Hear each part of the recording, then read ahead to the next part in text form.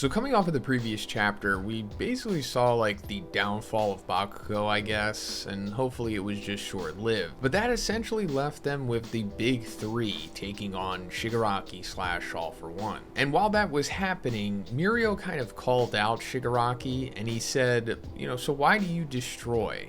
And Shigaraki / All For One said, because the current framework has failed. And then Mirio said, oh, I get it. You've never had any friends. Otherwise, you'd realize there's plenty worth keeping around. And that statement there seemed to like strike a nerve in Shigaraki, because we see in the beginning of this chapter that there's like this locked away personality fragment, I guess you could say, of Tenko. Tenko, of course, is the original version of Shigaraki, the grandson of Nana. And we first found out that this was even a thing back in, I think, chapter 334. It was at the very end of the Star and Stripe fight. As she was dying, she gave like a speech to Shigaraki / All For One where she said, as long as people stand up to save each other, someone will inherit that will of heroism. And make no mistake, they will strike you down. And then we like go deep inside of Shigaraki's consciousness, since there where we saw this Tenko personality fragment that was like being locked away by hands. And he said, someone, some hero, Midoriya. So I think that was kind of setting up that there's like this back door to Shigaraki. Hey, also guys, if you like my Hero content, please subscribe if you haven't already. It's fine if you don't want to, but if you just needed a reminder, here you go.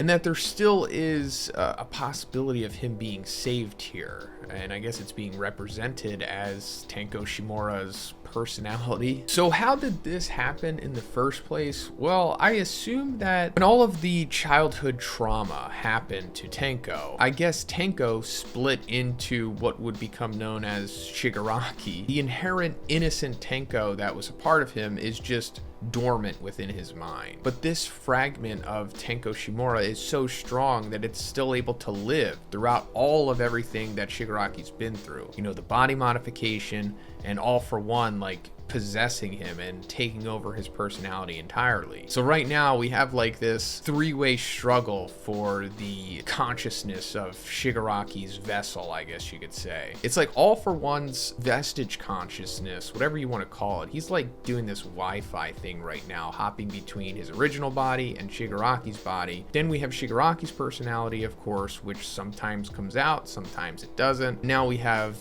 dormant Tenko going on at the same time. They're also all kind of melding together at the same time, because during the Star and Stripe fight, we saw that Star and Stripe couldn't really utilize her quirk fully on Shigaraki because one of the requirements for her quirk was knowing someone's name. And the fact that Shigaraki and All For One had kind of melded their consciousnesses and personalities together, they became like this new entity, which apparently didn't have a name, or at least a name that Star and Stripe wasn't aware of. So there's like a lot going on with Shigaraki at the moment, but I think that us seeing Tenko here is showing us what the ultimate endgame for his character is, I suppose. But hey guys, real quick, GamerSupps Christmas in July sale has started today, and it's going to be running till the 31st. And one of the main things that I see here is that if you spend $35, you get a free Shark Girl cup. This is like a really good deal, actually. So check out my link in the description, or you can just use code BIGZ. And while you're there, maybe pick up some strawberry lemonade GamerSupps or some peach tea. These are currently what I'm drinking, but they have other great flavors too. Thanks guys. And it's that this Tenko is going to break through eventually. And I'm pretty sure it's going to be through something that Izuku does, because we saw that little Tenko mentioned, Midoriya when we first saw him. So he reveres Izuku, and that's for sure going to be the catalyst here. But anyway, we see like the Tenko personality like freak out inside of Shigaraki, and he's like, Mikun and Tomo-chan say I'm a really good boy, and Mon-chan is always looking forward to going out with me. Of course I have real friends. And Mirio is like, this is awkward. I'm sorry, maybe I shouldn't have said that. And then we see All For One / Shigaraki acknowledging this, and he's like, my mind feels as if it's splitting.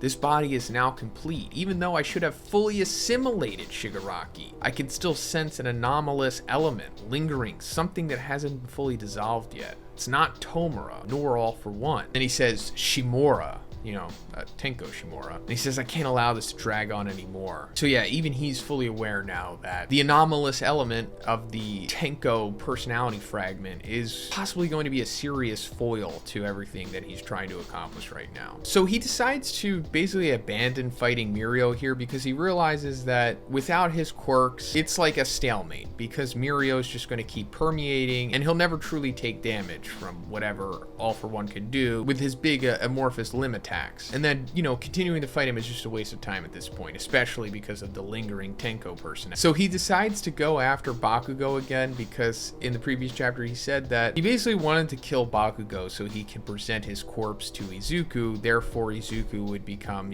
berserk in rage and not be able to control himself, and that would obviously play to the strength of All For One. But Nejiri and Best Jeanist continue to try to defend Bakugo here, and at the end of the chapter we find out that not only have they just been buying time in general for Izuku to show up and Goku style save the day, but they've also been building up time for Tamaki to use his, ostensibly ultimate attack here, because it says cornucopia combinations true potential. Unleashing it takes a considerable amount of time. Then we cut to what Tamaki's been doing, and he sprouted this massive, grotesque, cannon out of his arm, and the wave that Nejiri was shooting at Shigaraki / All For One is now actually going around him and going into the cannon because it says Nejiri's energy. So this thing is pretty incredible. It's like everything that Tamaki had eaten all combined into this one, like I said, grotesque looking cannon thing here. It's actually similar to what Shigaraki / All For One has been doing with his limbs and whatnot, and this is kind of similar to us getting a glimpse of what the full-blown quirk singularity is, because in theory this is what Tamaki's quirk could look like in 100 years, just inherently. Essentially him or his descendants wouldn't have to push so hard to make this. It would just automatically become like this because it would just have become so powerful, being passed on and whatnot through the lineage and mixing with other quirks and whatnot as the quirk singularity states. But then we see Nejiri and Mirio saying the more you eat, the more powerful your quirk becomes. There's no real upper limit to how much you can manifest with your quirk. If there's someone capable of dealing some meaningful damage to Shigaraki, that's you. So I'm assuming that, he's going to fire off this cannon at the core of Shigaraki because it's the base of him that's the super tough part. And obviously they need to crack that if they're going to defeat him in the first place. And considering how crazy this thing looks, I'm guessing it's got to do some serious damage here. I mean, we saw Bakugo hit Shigaraki with his howitzer impact cluster, which was insane, but it was only really able to do superficial damage for the most part. So it's possible this might do more than that. I mean, granted, it is,